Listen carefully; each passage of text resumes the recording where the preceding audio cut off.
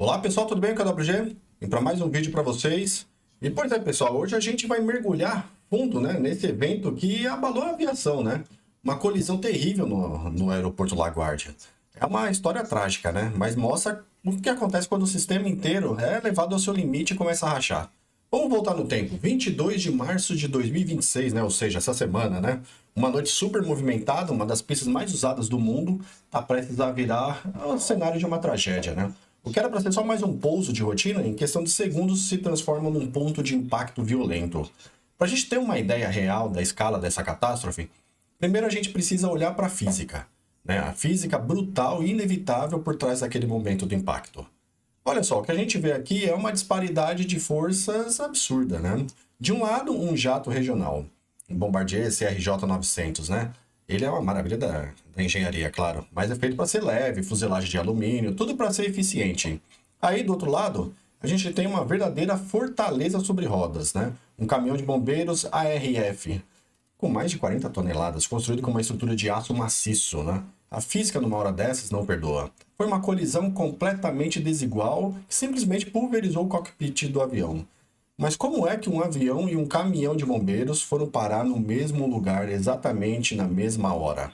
Para entender isso, a gente precisa voltar alguns minutos e ver como duas histórias completamente separadas acabaram se cruzando de forma trágica. Vamos acompanhar essa linha do tempo aqui, né? É crucial isso. Às 8h41, um voo da United avisa que tem fumaça na cabine. Pronto, a primeira emergência do dia. Um minuto depois, a torre manda o caminhão 1 para checar o que está acontecendo. Às 8h43, esse caminhão recebe autorização para cruzar a pista 4. Só que tem um problema gigante. Nesse exato momento, o voo 8646 da Air Canada está na reta final para pousar, adivinha onde? Na mesmíssima pista 4.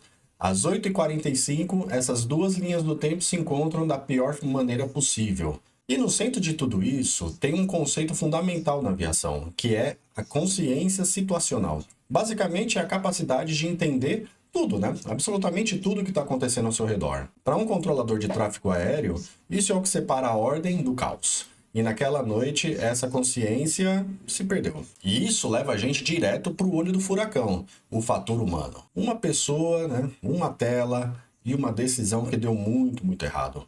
Se a gente escuta os áudios da torre de controle, dá para sentir o pânico na voz, né? Quando o controlador percebe o erro, que já é tarde demais, e a voz dele sai num grito desesperado para o rádio do caminhão.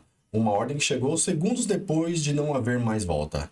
E aí vem a confissão. Numa transmissão logo depois, com a voz pesada, o controlador simplesmente diz: "Eu estava lidando com outra emergência e errei." É uma frase curta, mas que resume o colapso de um sistema inteiro num único momento humano.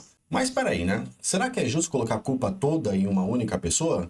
Vamos abrir o foco um pouco e ver que esse erro não aconteceu do nada. Ele foi, na verdade, um produto de um sistema que já estava sob uma pressão insustentável. O ponto-chave para entender isso está nesse número aqui, ó, 3.000.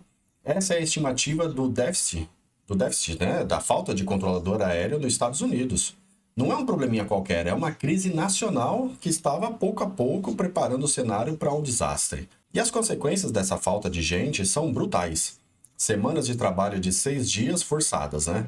Turnos de 10 horas como padrão, tempo mínimo para descanso. E o resultado disso tudo, fadiga cognitiva crônica.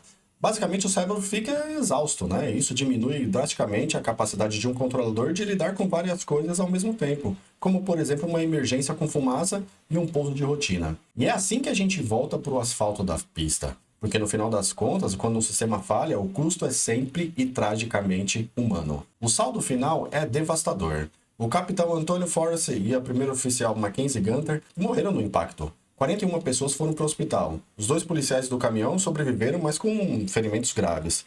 E a NTSB abriu uma investigação histórica que pode mudar para sempre as regras de segurança e as condições de trabalho nos aeroportos. E tudo isso deixa a gente com uma pergunta final para refletir. Quando um sistema é esticado até o ponto de arrebentar, como a gente viu aqui, será que o erro humano de uma pessoa é mesmo a causa do desastre? Ou será que é só um sintoma inevitável de uma falha muito, mas muito maior? Nos vemos no próximo vídeo. Um abraço a todos e tchau, tchau!